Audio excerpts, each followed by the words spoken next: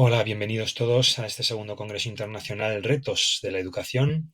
en el cual tengo la suerte de poder participar y compartir con vosotros una reflexión que he titulado A propósito de las pedagogías líquidas, repensar la educación en la modernidad líquida desde una perspectiva crítica. El propósito de mi intervención es analizar pues, los desafíos que actualmente vemos tiene la sociedad contemporánea y también en su aspecto educativo, como de alguna manera esa fluidez que tienen nuestros tiempos impone a la educación plantear la necesidad de posibles pedagogías, posibles opciones que sean capaces de responder críticamente a la complejidad del presente y del momento en el que estamos. Partiendo del concepto de Zygmunt Bauman de modernidad líquida, tal y como él lo describía, entendemos que existe un tiempo caracterizado precisamente por la fragmentación de los referentes sociales y culturales, por la inestabilidad, por la aceleración. Como dice en su célebre libro, la única opción que nos queda cuando estamos patinando sobre hielo muy fino es patinar lo más rápido posible para que no nos hundamos. Pues bueno, en torno a este concepto, en torno a esta forma y este formato de ver, entender, incluso de vivir,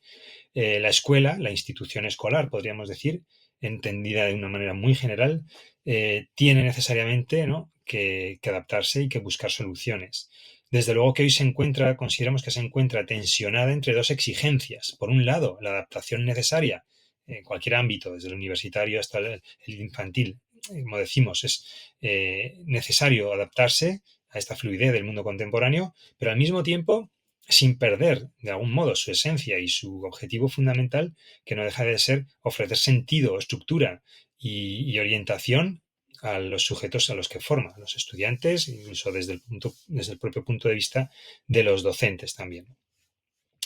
Frente a esta tensión de la que hablamos, sería interesante repensar este concepto de pedagogía líquida, que ya está hoy por hoy bastante en boga, porque igual que vimos en su tiempo el concepto vida líquida originalmente, también llegamos al concepto amor líquido, arte líquido, fueron fases de una misma idea que Bauman fue desarrollando. Pues obviamente no tardó demasiado en llegar al ámbito pedagógico y como tal, como concepto de pedagogía líquida, nosotros tratamos de entenderlo y de valorarlo no tanto como una moda ni como una respuesta meramente técnica, sino también como un marco conceptual en el que repensar este acto educativo con, un efecto crítico y situado. Esta pedagogía líquida debería, de algún modo, tratar de buscar comprender el método de cómo enseñar y al mismo tiempo cómo aprender en unos contextos marcados precisamente, como señalábamos anteriormente, por la movilidad, la incertidumbre, la multiplicidad de verdades, sin caer en el relativismo ni en la desorientación. Consideremos que aquello que he dicho, multiplicidad de verdades, hoy se conoce más bien como posverdad, que incluso podríamos ser, honestamente hablando, bastante objetivos si dijéramos que ya no existe ningún sistema sustentado o cimentado en la verdad, sino que realmente todo llega a un relativismo absolutamente parcial, eh, híbrido, y desde el cual es muy difícil configurar una estructura personal para sobrevivir en el tiempo en el que nos manejamos. Tenemos también diferentes asuntos que tratar, como podría ser cuál es la fundamentación teórica, ¿no? Evidentemente, parte del fundamento de esta propuesta la haríamos desde un punto de vista de la experiencia profesional en torno a plan de acción tutorial, experiencias con alumnos, con familias, etcétera. Pero desde luego todo ese marco del que a lo mejor nos servimos una vez hemos hecho pues eso, unas funciones en el ámbito educativo, también necesariamente lo vemos, lo vemos como necesario cubrir desde una fundamentación teórica que nos pueda de algún modo pues todo aquello que vamos experimentando y vamos estableciendo como un trabajo de campo, como una serie de experiencias que nosotros vamos obteniendo de ese ámbito educativo, pues no solamente pertenece a ese ámbito nuestro, sino que también está visto por otros autores, por teóricos, personas del mundo de la sociología, antropología, filosofía, incluso ensayo,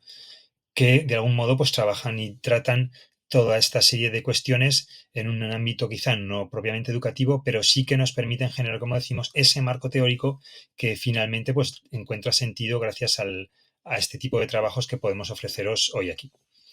Como les decía, dentro de este marco, pues desde luego quizá el punto de referencia por el hecho terminológico, ¿no?, y conceptual sería Bauman, desde esa descripción de la modernidad líquida como época de fidelidad, de vínculos, donde no hay una estructura social consistente, etcétera. La identidad y el conocimiento al final se tornan pues,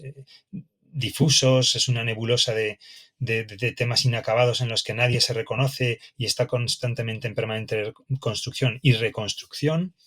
Pero aparte del padre, que podríamos llamar del concepto líquido, también tenemos otros autores desde los cuales, al menos yo, como portavoz de este formato, me identifico y me parecen fundamentales, que son Anthony Giddens, por ejemplo, en torno a la reflexividad como un rasgo esencial de la modernidad, pero sobre todo Gilles Lipovetsky, en torno a la individualización y la cultura de consumo, que también nos habla pues, de la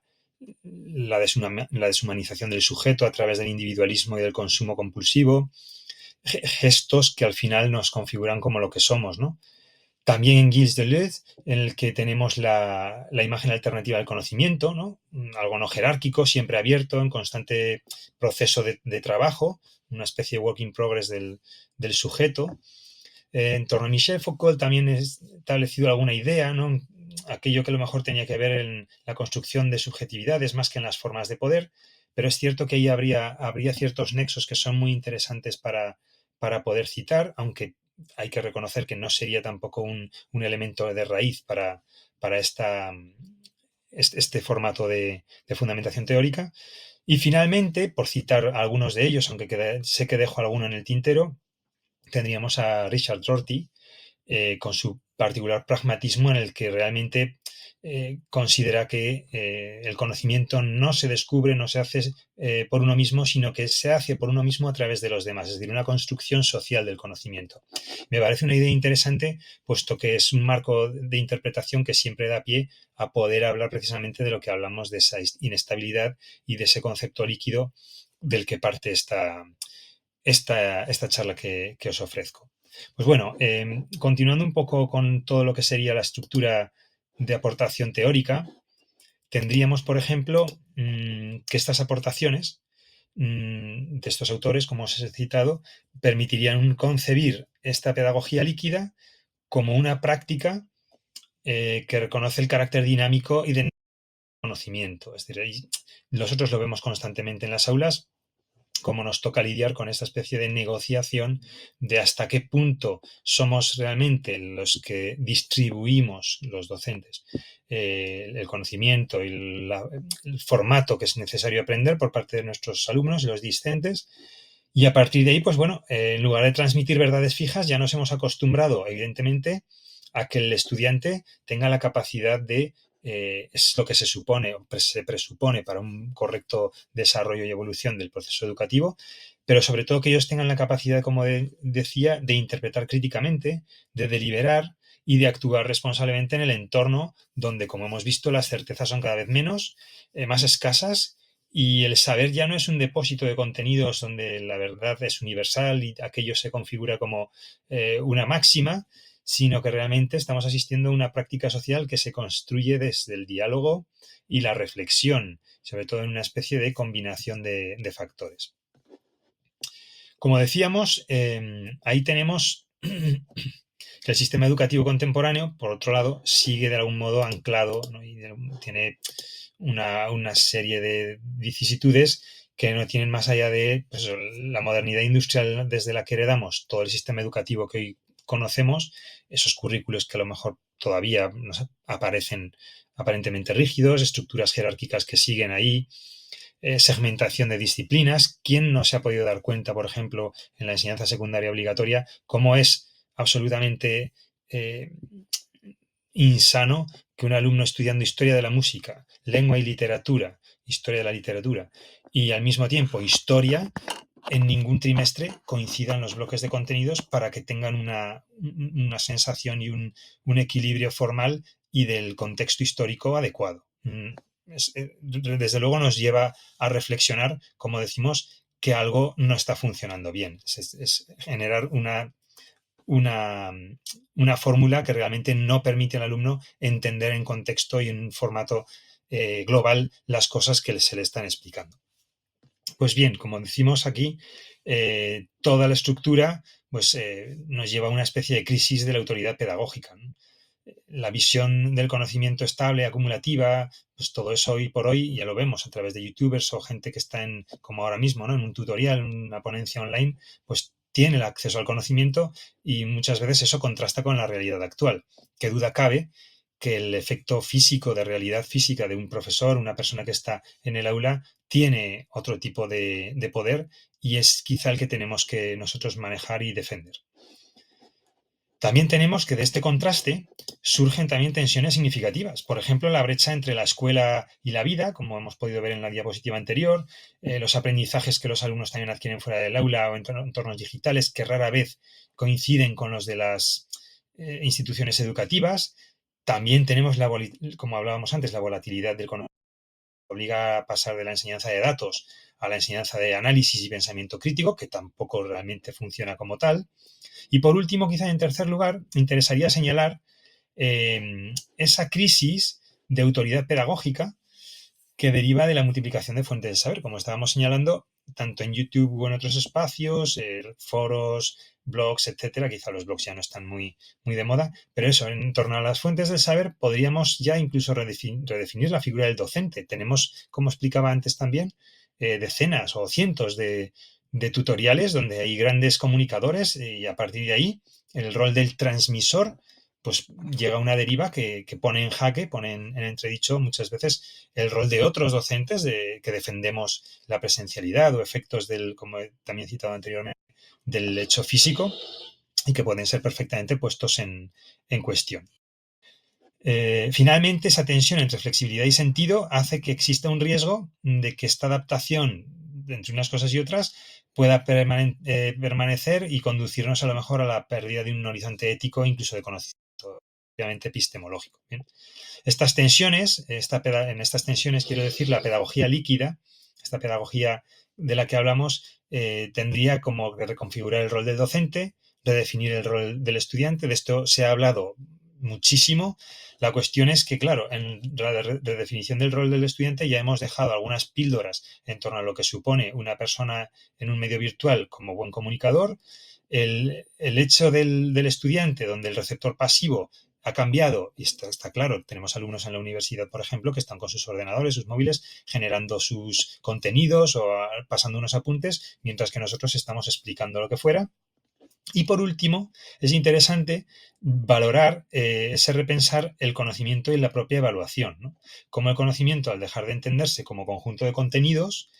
creados para una práctica de construcción colectiva, todo aquello pues ahora se transforma y deja de ser un mecanismo de control, el conocimiento como un hecho de individuación, para convertirse en un espacio de reflexión, de diálogo y de acompañamiento de procesos como se nos pide, ¿no? En los distintos ámbitos. Y evaluar como tal ya no significa medir, sino que ahora mismo es comprender cómo cada uno reconstruimos y resignificamos el propio saber. No obstante, una pedagogía líquida sabemos que no estaría exenta de riesgos, igual que un amor líquido, un arte líquido o una vida líquida. Al contrario, no se puede confundir la fluidez, el hecho de que todo esté en un ámbito, en un ambiente poco concreto, con la superficialidad o la flexibilidad, ¿no? Relativismo siempre es perder la posibilidad ética y la orientación social y comunitaria que pueda tener. Nosotros debemos de considerar que esta pedagogía líquida tiene siempre que sostenerse en un equilibrio en torno a la flexibilidad, pero no la fragilidad. Ha de ser crítica, pero al mismo tiempo nunca dogmática. Todo lo que a lo mejor estamos viendo en efectos de las nuevas generaciones, pues evidentemente no se termina de cumplir. Todo lo que nosotros pretendemos, la mayoría de los casos, pues bueno, cae en saco roto y en otras ocasiones tenemos a lo mejor posibilidad de llegar a algo más allá. En suma, por resumir y no alargarme más, considerar que esto es una invitación desde este concepto de pedagogía líquida a repensar la educación no como una práctica de construcción eh, genérica, sino algo en torno a la colectividad que tenga sentido. Reconocer sobre todo que el conocimiento se produce en red, que es un diálogo que está en movimiento, que la tarea nuestra, la tarea del educador, consiste en acompañar este proceso sin perder la dimensión humana y social del aprendizaje. Y por último, que la educación que podamos ofrecer nosotros de aquí a un futuro a medio plazo, corto plazo incluso, no va a ser nunca sólida en el sentido tradicional. Esto es, básicamente podríamos decir que tiene otro tipo de carácter, aunque sí que hay que buscar un camino similar, pero lo que sí es cierto que debe ser buscar esa significación a través de la reflexión y el compromiso con la realidad, con el tiempo en el que nos toca vivir. Educar en tiempos nuevos significa, en definitiva, pues enseñar a navegar en esa incertidumbre de la que hemos hablado durante todo este rato, con un pensamiento crítico y con sensibilidad ética, es decir, que hay unos rasgos morales que nos permitan construir comunidad en medio de esta fragmentación. Sobre todo a sostener y mantener la esperanza de que aun en esta época de fluidez y de falta de cimientos y estructuras, pues bueno, siempre es posible generar unos vínculos y conocimientos que sean compartidos. Bueno, muchas gracias a todos por la atención y disculpadme también este minuto que se ha alargado de más la charla. Un saludo, gracias.